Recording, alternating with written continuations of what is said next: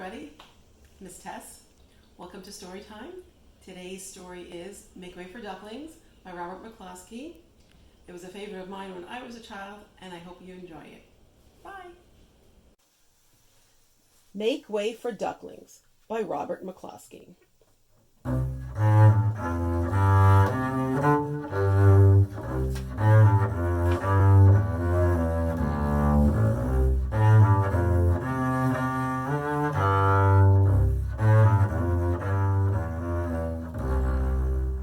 Awarded the Caldecott Medal as the most distinguished American picture book for children in the year of its publication, 1941.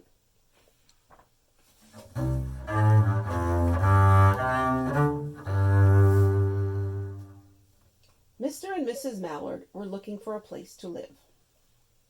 But every time Mr. Mallard saw what looked like a nice place, Mrs. Mallard said it was no good. There were sure to be foxes in the woods or turtles in the water, and she was not going to raise a family where there might be foxes or turtles. So they flew on and on.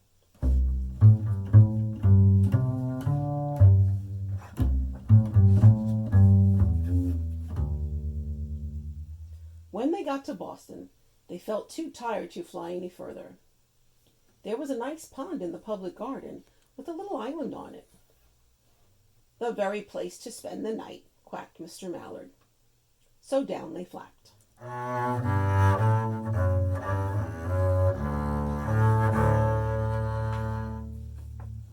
Next morning, they fished for their breakfast in the mud at the bottom of the pond. But they didn't find much.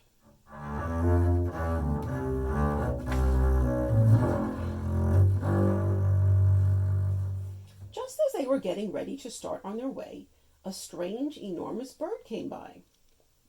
It was pushing a boat full of people, and there was a man sitting on its back. "Good morning," quacked Mr. Mallard, being polite. The big bird was too proud to answer. But the people on the boat threw peanuts into the water, so the Mallards followed them all round the pond and got another breakfast, better than the first.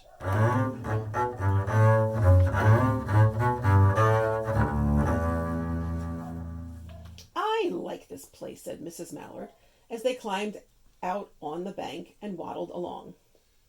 "Why don't we build a nest and raise our ducklings right in this pond? There are no foxes and no turtles, and the people feed us peanuts. What could be better?" "Good," said Mr. Mallard, delighted that at last Mrs. Mallard had found a place that suited her. But...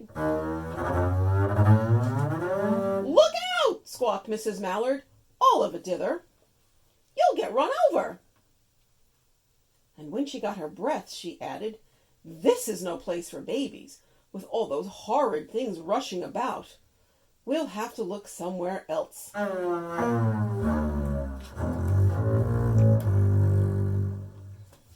So they flew over Beacon Hill and round the State House, but there was no place there.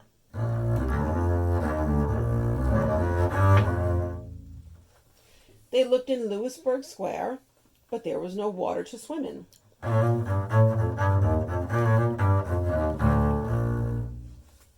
Then they flew over the Charles River. "This is better," quacked Mr. Mallard. "That island looks like a nice, quiet place, and it's only a little way from the public garden." "Yes," said Mrs. Mallard, remembering the peanuts. "That looks like just the right place to hatch ducklings."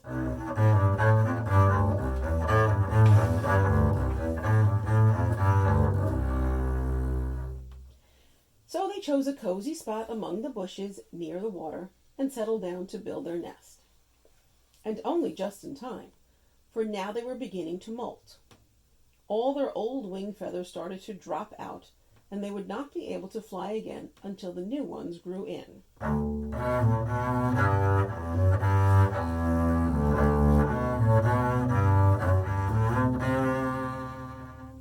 But of course they could swim, and one day they swam over to the park on the river bank, and there they met a policeman called Michael. Michael fed them peanuts, and after that the Mallards called on Michael every day.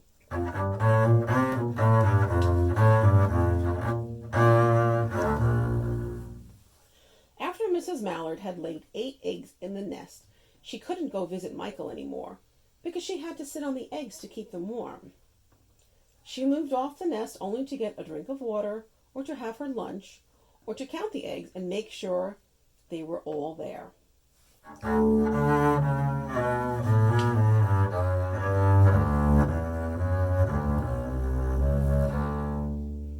One day the ducklings hatched out. First came Jack, then Cack, and then Lack, then Mack, and Knack, and Whack, and Pack, and Quack. Mr. and Mrs. Mallard were bursting with pride. It was a great responsibility taking care of so many ducklings, and it kept them very busy.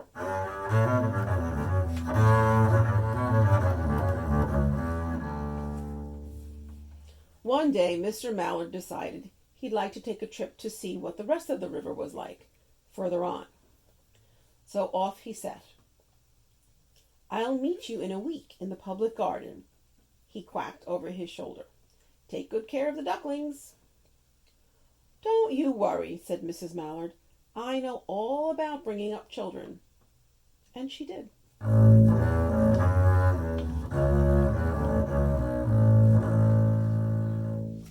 She taught them how to swim and dive.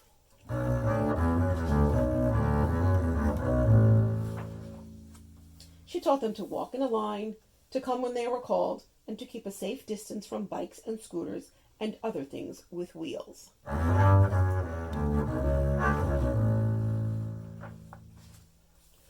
When at last she felt perfectly satisfied with them, she said one morning, "Come along, children, follow me."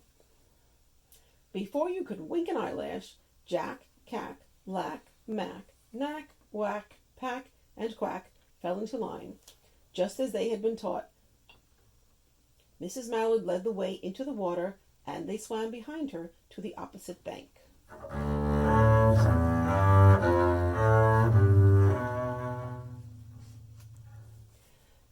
There they waded ashore and waddled along till they came to the highway.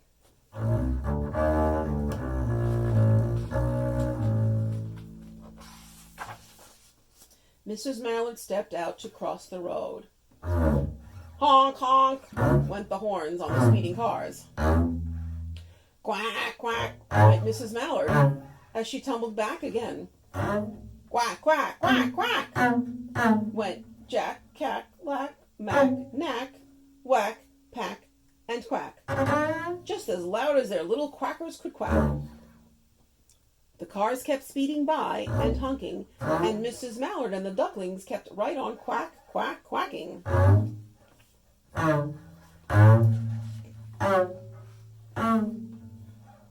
They made such a noise that Michael came running, waving his arms and blowing his whistle.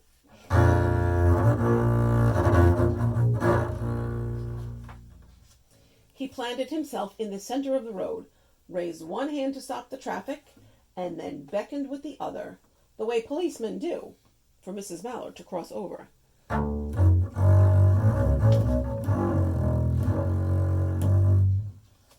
As soon as Mrs. Mallard and the ducklings were safe on the other side and on their way down Mount Vernon Street, Michael rushed back to his police booth. He called Clancy at headquarters and said, "There's a family of ducks walking down the street." Clancy said, "Family of what?" "Ducks," yelled Michael. "Send a police car, quick!"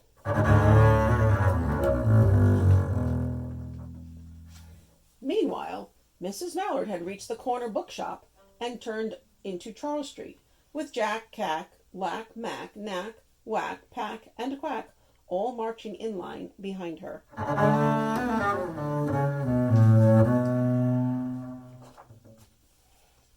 Everyone stared.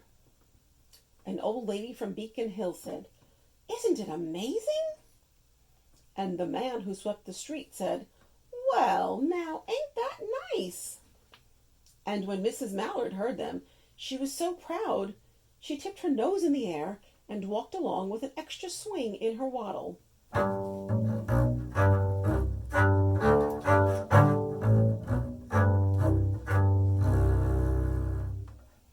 When they came to the corner of Beacon Street, there was the police car with 4 policemen that Clancy had sent from headquarters. The policemen held back the traffic so Mrs. Mallard and the Ducklings could march across the street.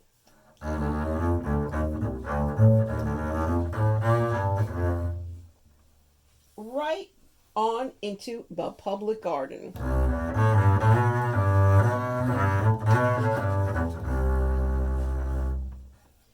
Inside the gate, they all turned round to say thank you to the policemen. The policemen smiled and waved goodbye.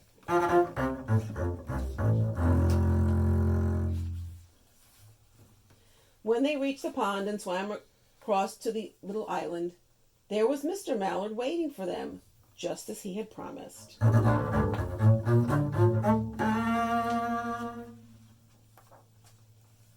The ducklings liked the new island so much that they decided to live there. All day long they follow the swan boats and eat peanuts.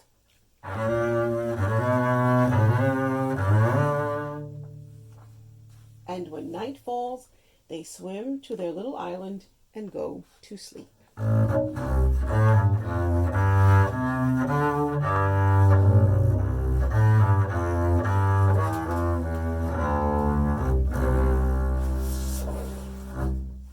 And that's the end of Make Way for Ducklings.